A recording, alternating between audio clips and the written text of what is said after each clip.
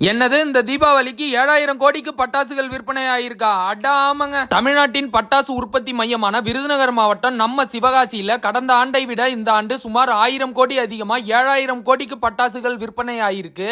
இத கேட்டு நான் ஏன் சந்தோஷமா இருக்கேன்னா, சிறிய மற்றும் பெரிய அளவிலான 1080 பட்டாசு ஆலைகளின் முதலாளிகளும் உற்பத்தியாளர்களும் சுமார் 8 லட்சம் குடும்பங்களின் வாழ்வாதாரமும் பெருகி இருக்கு. தமிழக அரசு தீபாவளி அன்னைக்கு வெறும் 2 மணி நேரம் மட்டுமே பட்டாசு வெடிக்க அனுமதி தந்திருந்த நிலையில அவங்க வாழ்க்கையில ஒரு ஒளி விளக்கா இது அமைஞ்சிருக்கு. தமிழ்நாட்டின் மிக பெரும் தலைவர்களும் பெருமதிப்பிற்குரிய அரசியல்வாதிகளும் சமூக ஆர்வலர்களான சினிமா துறையை சார்ந்த நடிகர்கள் மற்றும் படைப்பாளர்கள் தீபாவளி வாழ்த்து தெரிவிக்காதது ஏன்னு இன்னும் எனக்கு தெரியல.